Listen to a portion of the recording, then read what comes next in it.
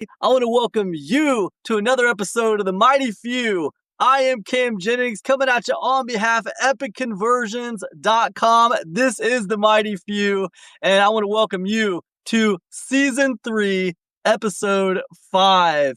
Guys, this is the halfway point of Season 3, okay? We're going to be taking the weekend off, and then we're going to be coming back. I'm going to be coming back, next week for the second half of Season 3 of The Mighty Few.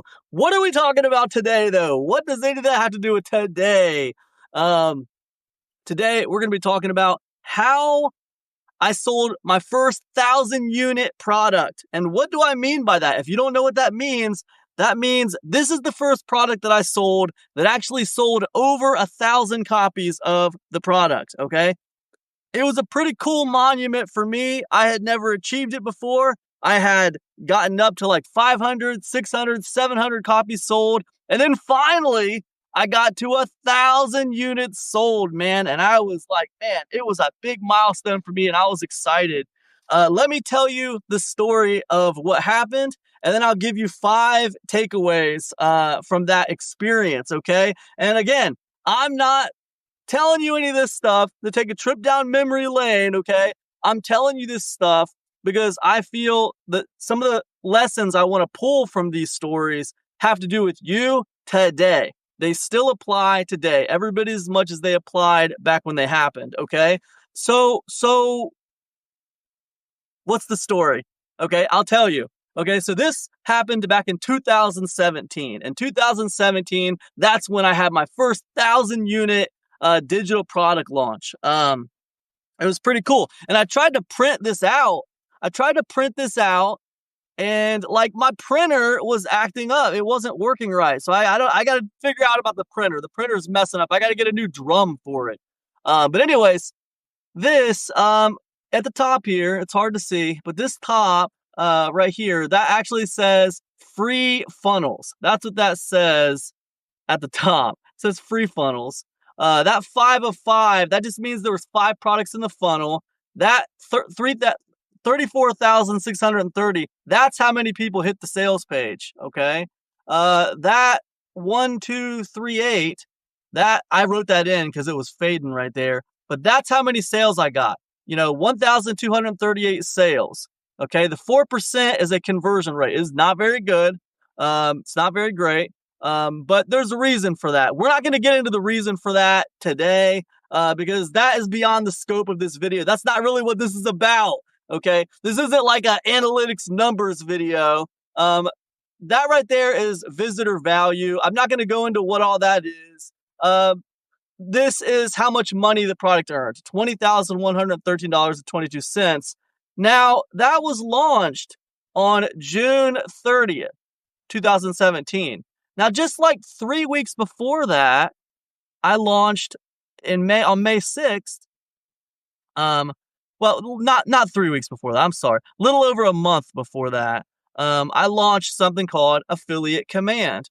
Just a month before that, it's called Affiliate Command 2017.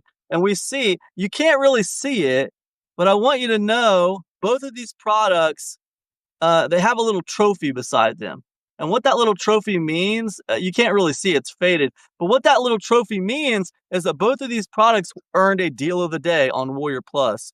What does that translate to? It translates to added exposure for the products. And that basically meant, for me, what it meant was about 30% more sales. About 30% more sales with the added exposure of deal of the day from Warrior Plus. So what I'm saying, I'm bringing that up is because I want you to know both of these products won a deal of the day. So they both took advantage of that added exposure. Okay, but what we see is Affiliate Command 2017 had far less traffic, 8,767. It had far less sales. It had 122 sales. It converted at 1%. Visitor value was higher. There's a reason for that. And sales, $7,379.87. Okay, so this product, Affiliate Command 2017, let me explain. Now that I've shown you these numbers, let me explain a little bit about what's happening here. Okay, back in 2017, I launched a product in May of 2017 called Affiliate Command 2017. Okay, this was meant to be a flagship product for me. It was truly a $2,000 product, and I was going to sell it for 197 bucks, right? But I had the mentality going into it that it was going to be a $2,000 product, and it was going to be, man, I was going to put everything I knew in this product. Not really just affiliate marketing, but a lot of stuff, a lot of digital marketing stuff I was going to put in Affiliate Command 2017.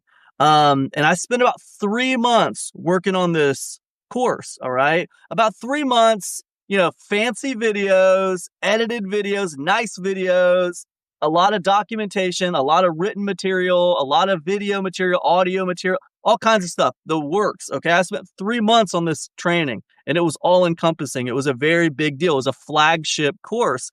Why did I do that?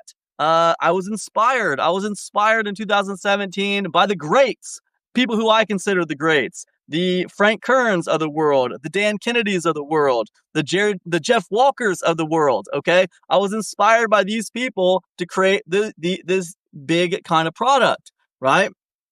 And I was, you spend 3 months working on something, and what happens? You get really, really high expectations. I had high expectations. I was selling a $2,000 product for 197 bucks. I had high expectations. And what happened was, to make a long story a little bit shorter, what happened was when I launched it, it did not meet my expectations. Now, I know you saw that it made $7,379.87. Sure, I understand that. And it was successful. It was a deal of the day. By all intents and purposes, it was successful to the outside viewer. It was successful. But for me, it wasn't successful. The reason why it wasn't successful is because I spent 3 months on it. And if I consider that my time is worth $100 an hour, which I do, that was not a good use of my 3 months of time. All right. That did not begin to make up for it. And I had a couple of days of like feeling sorry for myself, walking in the park, trying to understand what I did wrong, what happened. Okay. And we'll talk about that on this call. I'll explain to you, in these takeaways, what happened. But eventually I came to the conclusion that I didn't feel like the product was a failure because it didn't make money, because it did make money. I felt like the product was a failure because of how much time I spent. Too much time. So about a month later, I come back around and I launch Free Funnels, right? And I was mad when I launched Free Funnels, okay? I was so angry that I had spent so much time on Affiliate Command 2017. I was angry. I was like, you know what? No, this is not how this is going to go down. Free Funnels is going to hit the market. I'm going to spend like a week creating this course, okay? And I did, okay? I didn't edit videos. This was the first time that I didn't record videos. What I did was I live streamed videos. I live streamed them to an unlisted YouTube channel with no audience. So that way I cut down on editing. I didn't have to, edit any videos or anything like that. They were just already, boom, directly up there on the internet, unlisted, and I had them, right? So it drastically cut down on my editing time. I didn't have to edit any videos. And with Free Funnels, all I wanted to do was get my message across with the product. What did I want to explain to people? Well, what was Free Funnels? At the time in 2017, ClickFunnels was really big. It was a really big product.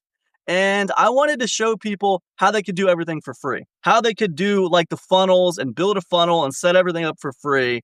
And that's what Free Funnels is all about, showing people how to use free tools to basically create your own kind of free version of ClickFunnels. That's what it was about. So I launched that one. I didn't spend very much time on it. I spent like a week creating the course, and I spent like 2 weeks recruiting affiliates, and then boom, launching it. Okay. It was a complete 180 from how I handled Affiliate Command 2017. And as you can see, it made way more money. Also won a deal of the day, and got way more traffic.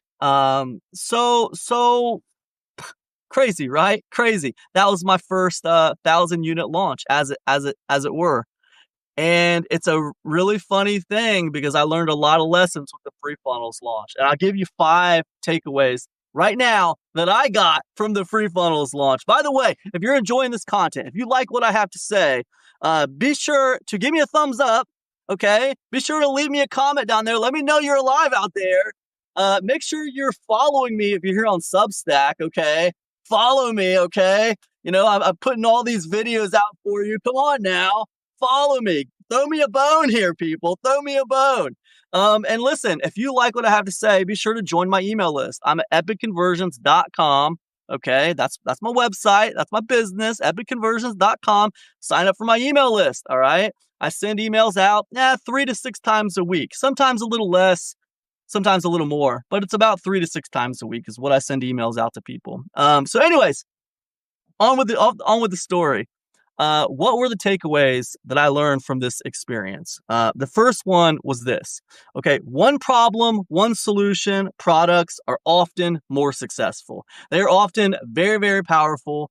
They're also very mobile. Like they're very, it's speed, right? You can move quickly with I'm just going to solve one problem. I'm not going to solve every problem in my niche. Not going to make this all encompassing flagship product that solves like everything. Well, often one problem, one solution products sell better than all encompassing products. Okay. Why? Why do they sell better? I think they sell better for a few reasons. Number one, they're easier to explain to people. People usually, when they have a problem, it's one problem they're trying to solve. They don't want like a Swiss Army knife product. They want a product that solves one problem. It's easier for them to identify with, right? And then two, when you have a product that solves one problem, well, now because it's easier for you to kind of define what your product does and what it is, it's also easier for you to command a higher price for it if you want to. Now, me, with Free Funnels, I didn't command a higher price. I charged like $10 for that product. With Affiliate Command 2017, I charged $197. Which is another point. We'll get into that. So the first one is one problem, one solution products. Don't underestimate these simple little one problem, one solution products. They can be extremely powerful.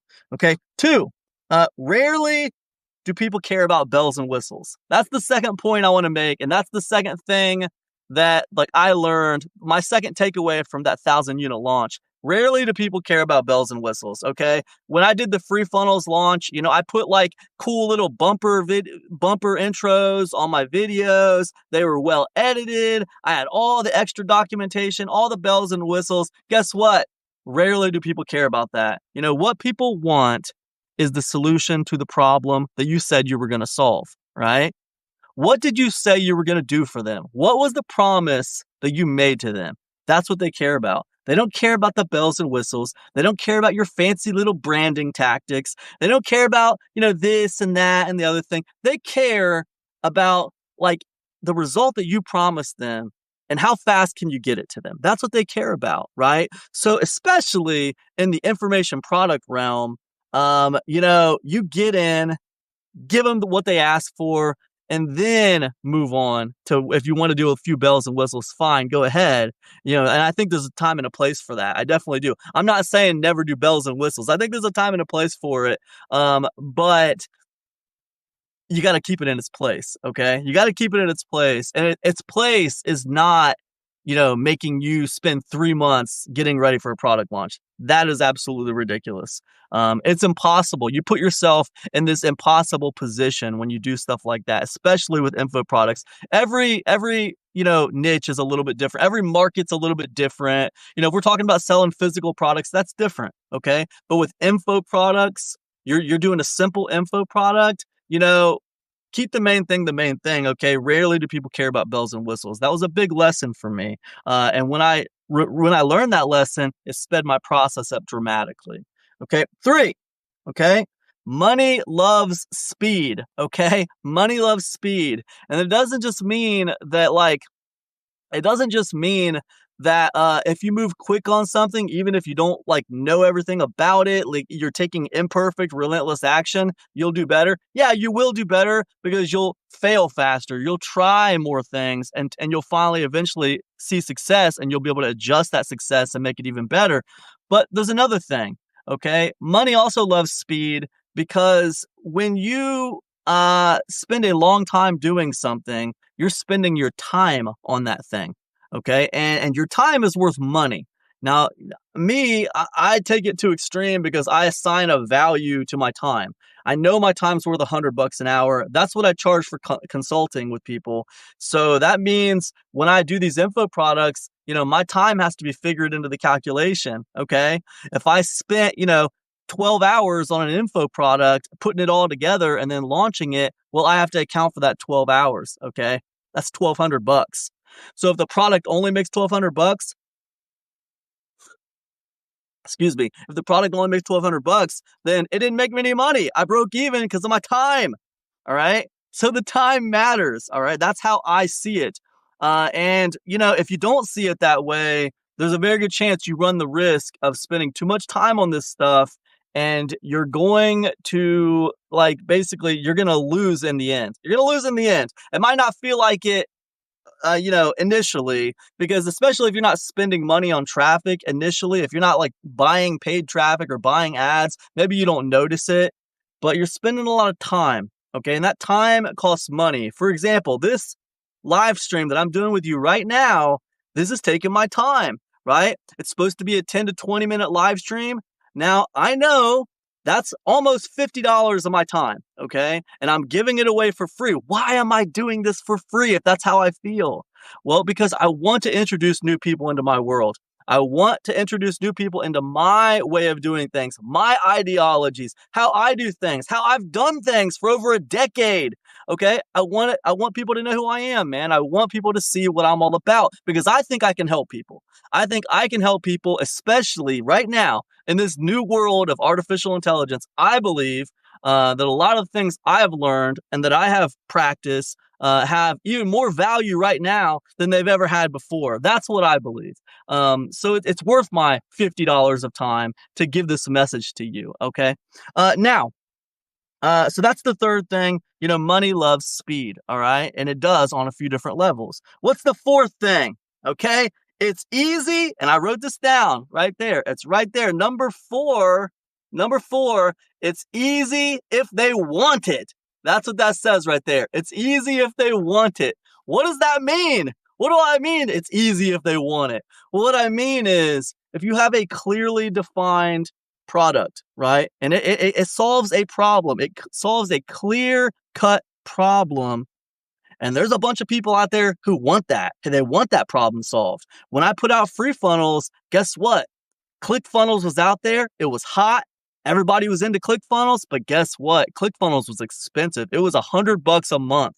Not everybody was wanting to spend $100 a month, especially a bunch of newbies, right? A bunch of newbies, they're like, man, I don't think I'm ready to spend $100 a month. So the newbies, especially, and intermediate, and some of the intermediate marketers, they weren't into spending $100 a month. It was expensive. Now here's someone offering this info product that's going to show you a way to do all that for free, right? And it was enticing, right? It was captivating, right? It built curiosity and captivation. People were like, hey, I'll spend $10 to figure out what this is all about, right? And that is what happened, right? So if they want it, it's easy, okay? And how do you make it to where they want it, right? You make sure you got a clearly defined problem that you solve with your product. Make sure you have a unique selling proposition, right? Make sure you have a unique selling proposition. It might not be the best in the world. It takes practice to come up with good USPs. But just knowing you need one will have you on the right path to doing better and better and better as you go. Your 50th USP is going to be better than your first USP, all right? But just knowing, right? Knowing is half the battle. G.I. Joe. If you know you need a USP, you'll do far, far better than if you just create a product that solves a problem. Okay. So create a product that solves a problem, have a USP, right? You're looking for some captivation. People want to be captivated, right? They want to be pulled in. Trust me, they want it. They want it, right? And if you don't give it to them, if you bore them to death, they're not going to care anymore. All right. That's the way it is. So what is the fifth one? What is the fifth thing that I learned from these two launches? The fifth thing that I learned is very simple. A little luck never hurts. A little luck never hurts. The thing about it is, I was running affiliate traffic to these launches, okay? And you cannot control what an affiliate is going to do, okay? So what I could control was I could control capturing momentum. I just won a deal of the day on my last one. I had a quick turnaround time on my next one. I can control that. I can control how many affiliates I reach out to promote this. I can control that. And I did. I controlled that. I could control making my funnel bigger. If you see right here, the other one was 4 products in the funnel. In the free funnels launch, I had 5 products in the funnel. So I deepened the funnel a little bit. That's making it more lucrative for affiliates. I can control that. All right. There are things I can do to control. There are things I can do to control, the idea of getting more affiliates and getting more traffic to my stuff. But that being said, this idea of a giant snowball effect, where just like everybody in the market wants to promote your product this time for some reason, like they all saw these other big affiliates promoting your product and now they want to promote it. Pretty soon everyone's promoting your stuff. Like you can't control those kind of home runs, okay? You can control the things that produce profitable launches for you regularly, and that keep you profitable launch after launch after launch. But as far as just like, everyone and their brothers promoting your thing, you can't control that kind of stuff. Sometimes the planets just align and everyone wants to promote your thing. Like I said, there are things you can do in the marketplace that'll help put you in a position for that. But a little luck never hurts. As with anything in life, a little luck never hurts. Listen, that's it for this one, guys. I hope this has been helpful to you. Do not hesitate to ask me any questions down in the comment section. And let me tell you, it is a rough road with the mighty few, okay? I don't see the kind of views that I want to see on this show. Okay, I don't see the kind of views and the kind of interest in this show that I feel like is worthy of someone of my experience at all. But I can't control that. All I can do is try to put out great content for you, explain what has happened to me, my life experience doing this stuff, and hope that, you share it with people who you think it'll help. Hope that you enjoy it. Hope that it helps pull you into my world a little bit. And other than that, there's nothing else I can do, man. So anyways, listen, I'm going to take the weekend off and I'll be back on Monday with part 2 of season 5. We're going to get into episodes 6, 7, 8, 9, and 10 of season 3. I don't know why I said season 5. We're going to get into part 2 of season 3 of The Mighty Few. Hope you enjoy this one, and I will see you. Have a great weekend, everybody. I'm Cam from EpicConversions.com. Peace.